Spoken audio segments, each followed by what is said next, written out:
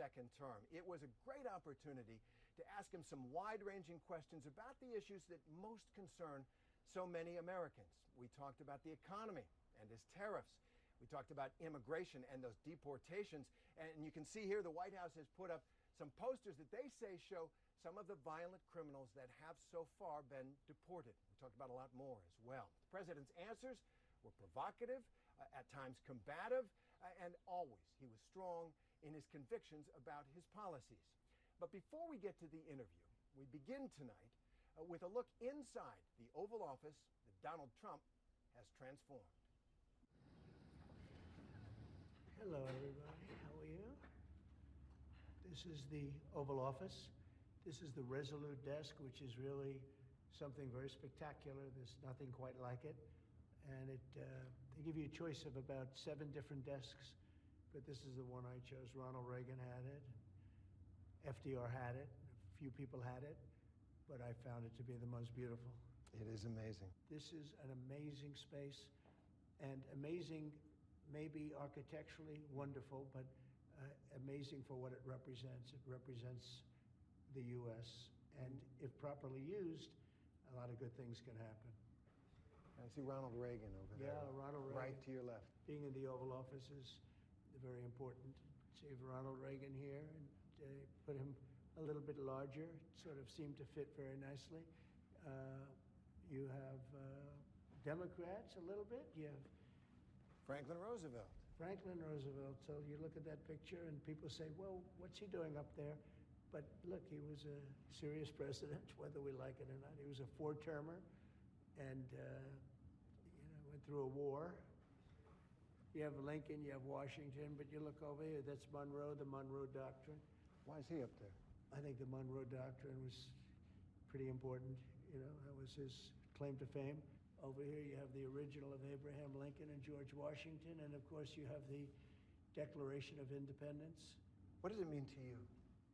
Well, it means exactly what it says. It's a declaration. It's a declaration of unity and love and respect, and it means a lot, and it's something very special to our country. Lincoln's portrait up there, I'm not familiar with that one, but I think when I'm looking at that famous line in the second inaugural, with malice toward none, with charity toward all.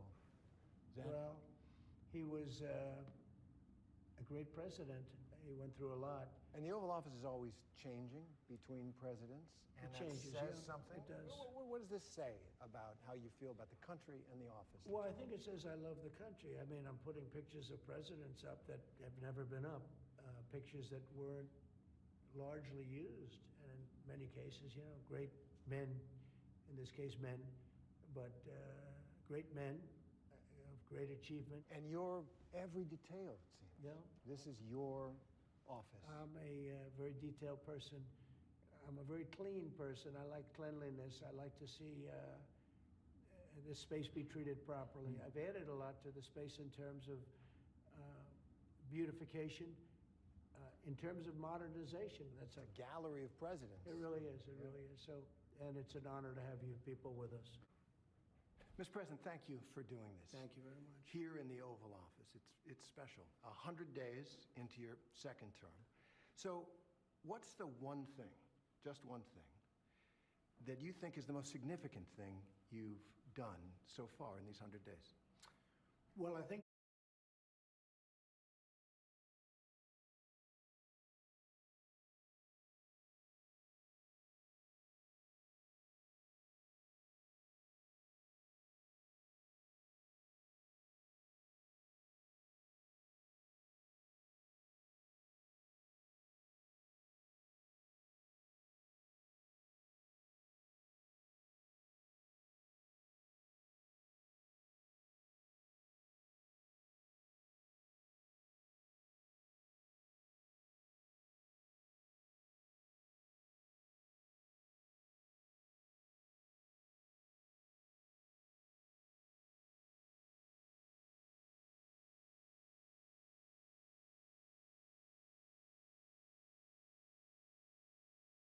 maybe the border is the most significant because our country was really going bad. They were allowing people to come in from prisons, as you know, and you've heard me say it, but You've heard a lot of people say it. Prisons, mental institutions, gang members, murderers. We had many murders, 11,888, they think.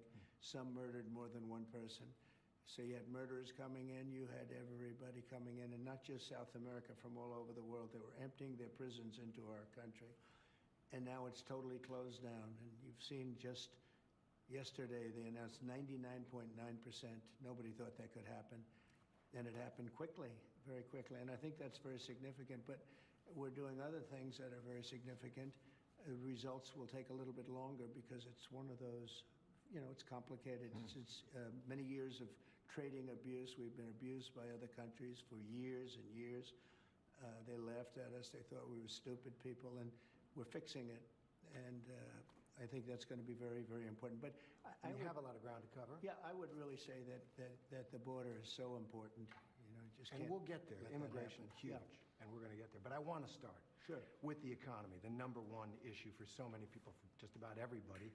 It's one of the main reasons that you're back in this office. And now we have this trade war with China that Moody's and other analysts say is going to cost American families thousands of more dollars per year. And there is a lot of concern out there. People are worried, even some people who voted for you saying, I didn't sign up for this. So how do you answer those concerns? Well, they did sign up for it, actually, and this is what I campaigned on. I said that we've been abused by other countries at levels that nobody's ever seen before.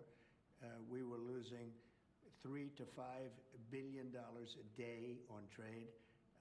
We were losing $1.5 trillion to $2 trillion a year, not sustainable.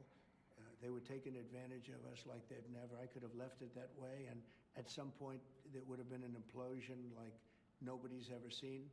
But I said, no, we have to fix it. I've wanted to do this for many years. I had the best economy during my first term. We had a tremendous economy, tremendous success. And we did tremendous numbers of tariffs on, we took in a lot of money from tariffs, China in particular, hundreds of billions of dollars in tariffs. We had no inflation, as you know. We had an incredible economy. We're given credit for a great economy. But I said, we have to fix this, otherwise it's just not self-sustaining. Well, one of the things you ran on was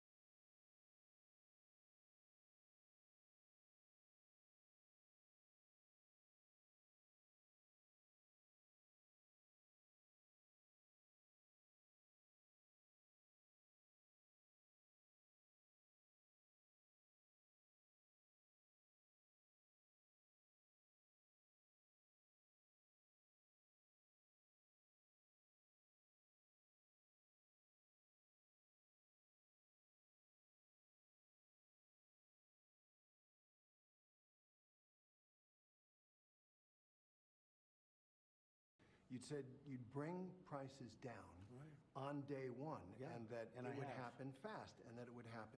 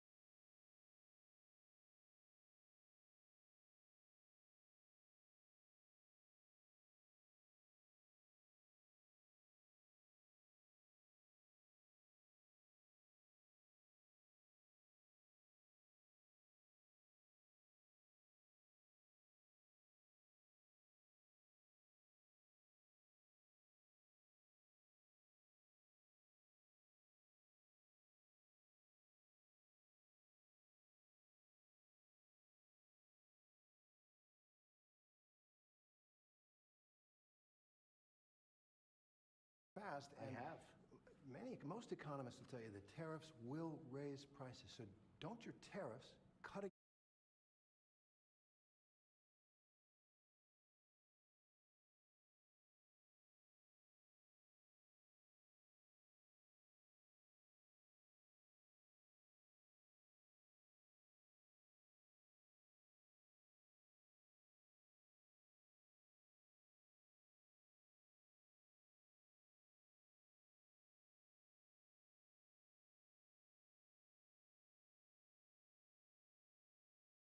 that promise you made to bring prices down? No, because I had massive tariffs on China, if you remember, in my first term, and we had essentially no inflation, like around 1% inflation, which is like a perfect number.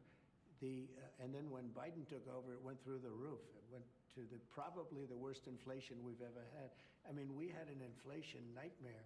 Now, if you look at what's happening now, we're only there for 100 days, as you say, and in 100 days, we took over. We had bad inflation for 4 years, for 2 years of, especially 2 years of his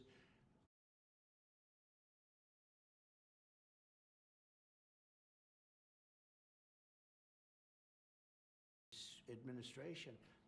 I would say record-setting like we've never seen. They say 48 years, the worst in 48 years. I say it was much worse than that. Yeah. Right. So now if you look at what's happened, energy is down.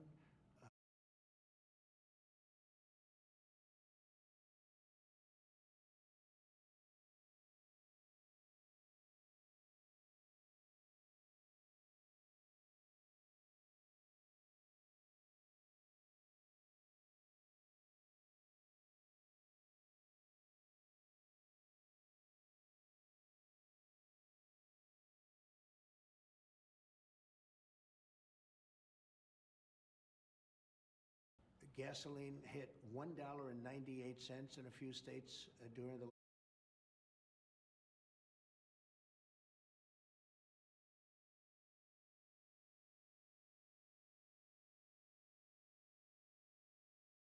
couple of days.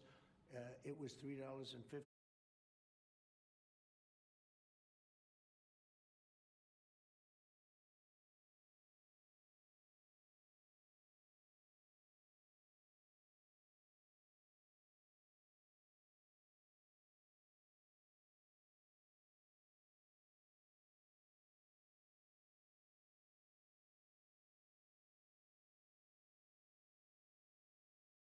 And $4 and $4.50. But gasoline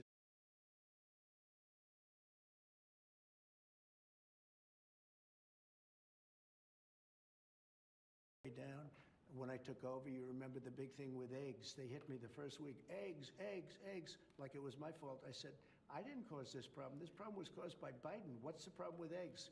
And they said, they've doubled. And well, eggs are down 87% since I got involved. A lot of that is and bird by the way, flu, and there were plenty of eggs for Easter, which we just went through. There were plenty of eggs for Easter. They were saying you won't have enough eggs for Easter. My secretary did a fantastic job on eggs. Groceries are down. Everything's down. Okay. Interest rates are the same. Interest rates should be down, but we have a Federal Reserve that wants to be stubborn. They want to be cute. We'll get to that. You said something a couple weeks ago that struck me. You said concerning the tariffs, which economists say are going to raise prices, you said, quote, hang tough.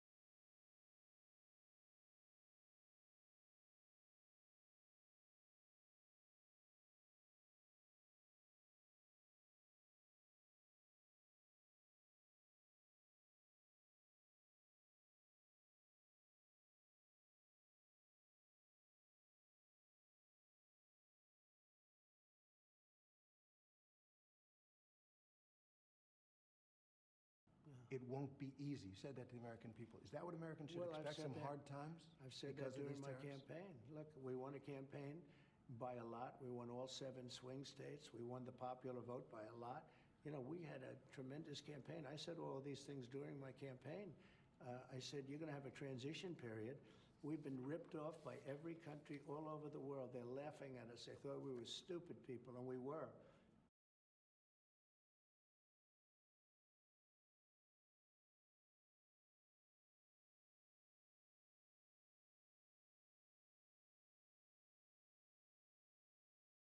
I said, that's not going to happen. We're But not going to let that happen. hard times are ahead? I don't think so. I Hang think tough. great times are ahead. Look, since I came in, gasoline is down, groceries are down, egg prices are down, many things are down, just about everything. You know, you don't have the drop in fuel and energy and oil like we did. I took it from maybe $3.20, maybe more than that, down into a much lower number. When you have that kind of a drop, you're not going to have inflation. Not now, but it's the tariffs, right? We still have 145% tariffs on China. Why is it Your Treasury Secretary said we basically have an embargo on China. Look, you're and trying to say something's going to happen, Terry. No, okay, well, nothing's going to happen. You know business. Terry, I want to ask you. Terry, I do know business. Yes, and so 145% tariffs on China, Yeah. and that is That's good. basically That's an good. embargo. They deserve it. It'll raise prices on They everything from deserve it. electronics to clothing to building houses. You don't know that. You don't know whether or not China's going to eat it. That's mathematics. China probably will eat those tariffs, but at 145, they basically can't do much business with the United States. And they were making from us $1 trillion a year. They were ripping us off like nobody's ever ripped us off. And by the way, we have other countries that were just as bad. If you look at the European Union, it was terrible what they've done to us. Every country, almost every country in the world was ripping us off. They're not doing that anymore.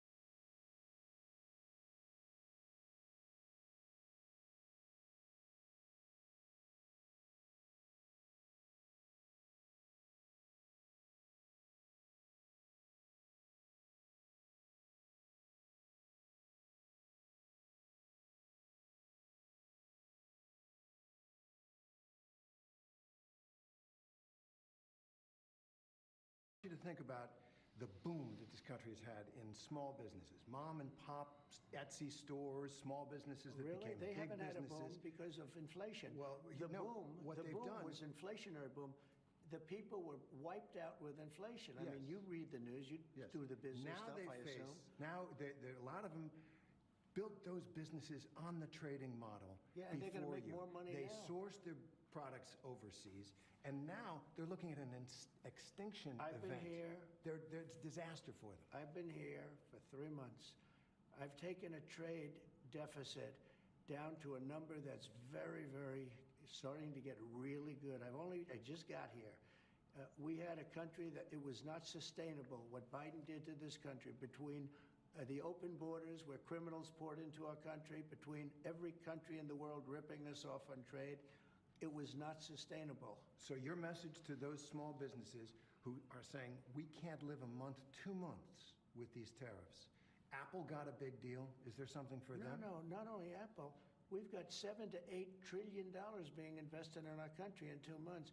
Biden didn't have that over a year. I mean, if you look at Biden, Nobody was really investing in this country. Everybody was ripping off our country. Apple's putting up $500 billion, but that's only one of many companies. Companies are flooding into our country right now. So your answer to the concern about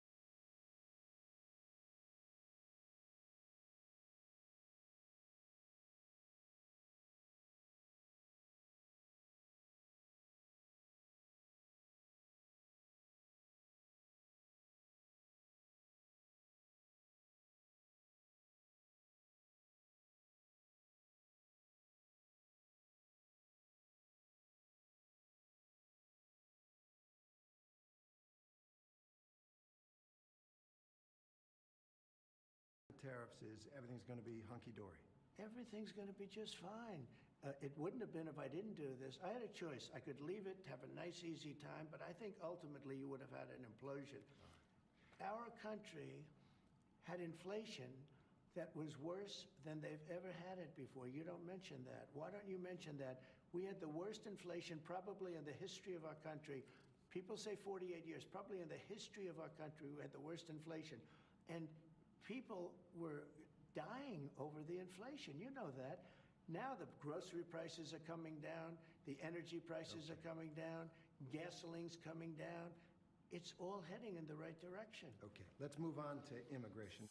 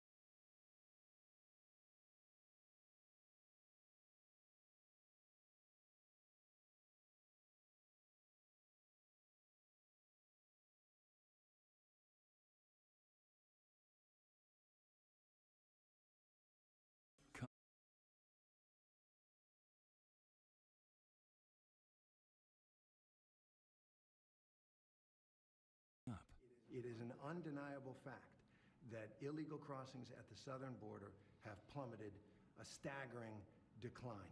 But there are questions about your methods. President Trump, that illegal to immigration, and as you said, it is an undeniable fact that illegal crossings at the southern border have plummeted, a staggering decline. But there are questions about your methods And so I want to ask But my message? methods, about your methods, how you're Well, they accomplishing seem to this. work. Do you acknowledge that under our law, every single person who gets deported gets a hearing first to make their case? Well, are we talking about people that are citizens of our country or not? No, you're not deporting citizens at this point. Well, let me ask you, did they get hearings when Biden allowed 21 million, because I think the number's 20 million people to flow into our country? You had 21 million people that came into our country through a stupid open border, and they were prisoners, and they were people that you don't want, in many cases, in our country, right? They came from all over the world. They came from the Congo. They came from South. They came from all over the world. We're talking about some of the roughest countries in the world they had here, including terrorists, by the way. Now, But the did we law- give them a hearing when they came in? Well, the law requires that every single person who is going to be deported gets a hearing first. Do you acknowledge that? I'll have to ask the lawyers about that. All I can say is this. If you're going to have 21 million people, and if we have to get a lot of them out because they're criminals, we're going to have to act fast. We can't. Do you think we can give 21 million trials? Let's say each trial takes 2 weeks. Is that what you want us to The do? law Give is the 21 law, million? sir. The law is the law, and you're The law sworn doesn't to say anything uphold it. about trials. No, not trials, hearings. I said These hearings. people came in, they're not citizens. They came in illegally. They came into our country illegally. And We there's have to get them out. There's a legal process for that. I can't, sure, and we follow the legal process. I can't have a trial, a major trial I'm not for saying every major. person that came in illegally. We have thousands of murderers that came in. They're going to murder people. They already have murdered people in our country. Right, so we have to get them out, They're and we have to bad get them guys, out fast. really bad guys. But in our country, even bad guys get due process, right? If people come into our country illegally, there's a different standard. These are illegal. They came in illegally. But they get due process. Well, they get a process where we have to get them out. Yeah. Okay, let's talk about the Venezuelans. They get whatever my lawyers say. Right. All right, let's talk about the Venezuelans. You deported more than 200 Venezuelans to that prison in El Salvador. You say they're violent, they're gang members, they're terrorists. Many of them don't have a criminal record at all. Well, but I want to. I'm not so sure about that. If you take a look, I want to When read you something. Excuse me. When you look at those people, they were violent people. They were violent people. But many of them don't have a criminal record Go at this ahead. point. I don't, So I want that's to what read you you say. something. Well, it's based Go on ahead. their lawyer, what their lawyers Go have ahead. said. Okay. Go ahead. Joe Rogan said this. Joe Rogan, one of the leading podcasters, Trump supporter, about the deportation of Venezuelans. He said, quote, rounding up gang members and shipping them to El Salvador with no due process, he said it was dangerous, and added, quote, we got to be careful that we don't become monsters while we're fighting monsters. Is Joe Rogan right? Oh, I agree with that 100%. Yeah, we want to be careful, and we are careful. We're doing something that has to be done. We have a country that's very sick. Joe Biden, and it's not him because I don't even think he knew what the hell was happening, but the people around him are vicious people, and what they've done to the country is unbelievable. They've allowed 21 million people to pour into our country. Many of these people are criminals. They've allowed you mentioned Venezuela, the jails of Venezuela to be emptied into the United States. Do you know Venezuela crime is way down? Way, way down. You know why? Because their criminals are now living happily in the United States of America, and we're getting them out. And I was elected to get them out, and we're getting them out. Under the law. And we're getting them out fast, and we're getting them out legally. Now, in some cases, we have judges. In some cases, they're radical left judges. What happened the other day where a judge was protecting a criminal was horrible. And I think she's got big problems, frankly. And there are a couple of them like that. I want to talk about one Wait man. a minute. Yep. We have to be treated fairly by judges. And we're not being treated fairly by all judges. Oh, that's a subject. So you're saying that you don't like some of the rulings, some of the court orders? I think the rulings will be overturned, yeah. All right. Well, let me ask you about one man and one court order. Kilmar Abrego Garcia. He's the Salvadoran man who crossed into this country illegally, but who is under a protective order that he not be sent back to El Salvador. Your government sent him back to El Salvador and acknowledged in court that was a mistake.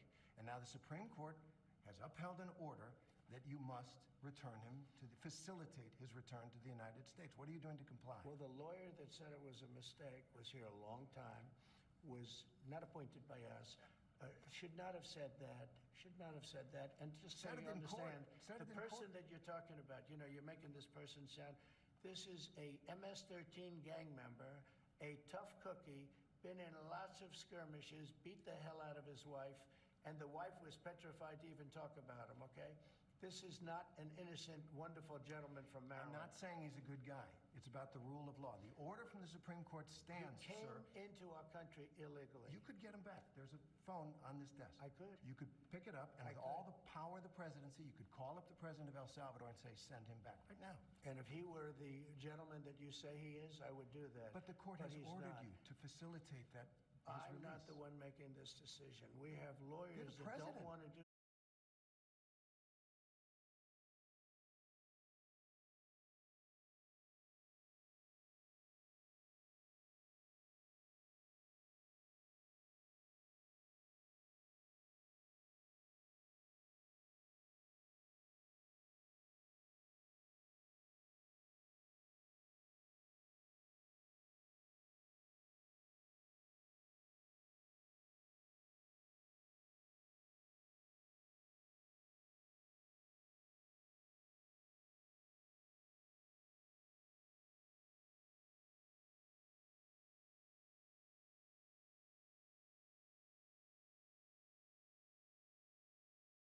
But the buck stops in this office. No. I follow the law. You want me to follow the law? If I were the president that just wanted to do anything, I'd probably keep him right where he is. Supreme Court says what the law is. Listen, I was elected to take care of a problem. It was a unforced error that was made by a very incompetent man, a man that turned out to be incompetent, that you always said was wonderful, a great genius, right? And now you find out, all of the media now, they're saying what a mistake they made. A man who was grossly incompetent allowed us to have open borders where millions of people flowed in. I campaigned on that issue. I wouldn't say it was my number one issue, but it was pretty close. Right up there. I campaigned on that issue. I've done an amazing job. I have closed borders. He said you couldn't do it. You wouldn't be able to do it. It would never happen. Well, it happened, and it happened very quickly. Wait a minute. When we have criminals, murderers, criminals in this country, we have to get them out, and we're doing it. By law. And you'll pick out one man, but even the man that you picked out, he said he wasn't a member of a gang. And then they looked, and on his knuckles, he had MS-13. There's a dispute Well, over that. Wait a minute. He had MS-13 on his knuckles tattooed. He had some tattoos that are interpreted that way. But let's move on. Wait a minute. Hey, Terry. He did not have the letter MS-13. It says MS-13. That was Photoshop. So let me That was Photoshop. Terry, you can't do that. Hey, they're giving you the big break of a lifetime. You know, you're doing the interview. I picked you because, frankly, I never heard of you, but that's okay. But I picked you, Terry, but you're not being very nice. He had MS-13 tattooed. We'll agree to disagree. I want to move on to something else. Terry, do you want me to show you the picture? I saw the picture. We'll and you think agree it to was disagree. Photoshop? Well, Here we go. Don't Photoshop it. Go look at his hand. He had MS-13. He did have tattoos that can be interpreted that way. I'm not an expert on them. I want to turn to Ukraine, No, sir. Terry, I want to get to Ukraine. No. He had MS as clear as you can be, not interpreted. This is why people no longer believe the news, because when it's he was fake photographed news. in El Salvador, they aren't there. But let's just go on. They aren't there when he's in El Salvador. They weren't there, but they're there now, right? No, but they're in now. your picture. Terry, Ukraine, sir. he's got MS-13 on his knuckles. All right. Okay? Well, we'll take a look at that. You do such a disservice. We'll take a look at Why that, don't you sir. just say, yes, he does, and, go on to something else? It's contested. Ukraine. Coming up, the Russia-Ukraine war. Don't You forget, think he wants peace? You think Vladimir Putin wants peace? And that historic meeting. President Trump, the first 100 days, continues. I want to turn, I was just in Rome, and to that moving photograph of you and President Zelensky sitting in St. Peter's Basilica talking peace. It went around the world. Sure. Take us into that moment. Well, look, the Ukraine is a very serious, very tough situation. And this is Biden's war. This is not my war, but I want to see if I can solve it, because probably close to 5,000 young soldiers a week are being killed, Russian and Ukrainian. We also spend a tremendous amount of money in Ukraine, and Europe should be spending much more than us. They're not. They're spending much less.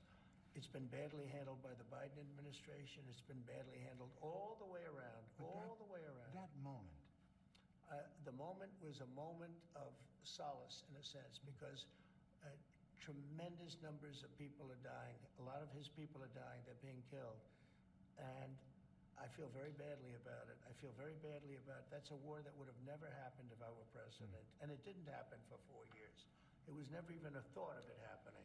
It does feel like something's happening after that meeting with Zelensky in St. Peter's. You posted this on social media. There was no reason for Putin to be shooting missiles into civilian areas and cities and towns over the last few days. It makes me think that maybe... Well, that was part of my post, but you're right. That was a part of a post. And yes. it says, it makes me think that maybe he doesn't want to stop the war. He's just tapping me along. Yeah, that's possible. Sure. He might be... He could be tapping me along a little bit. I would say that he would like to stop the war. I think that if it weren't for me, I think he'd want to take over the whole country, personally. I always felt. So when I left, there wasn't even a chance that this would happen. When Biden got involved, I won't say whether or not he handled it properly, but obviously it wasn't good, because the war started. Putin went in, the war started.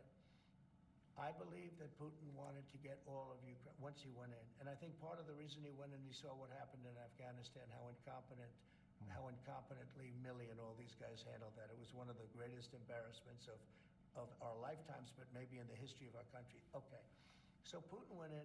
I think Putin wanted all of Ukraine. Right. I think if I didn't win the election, he would have gotten all of Ukraine. I think he would have taken all of Ukraine. I think his first choice, never with me, he would have never gone in.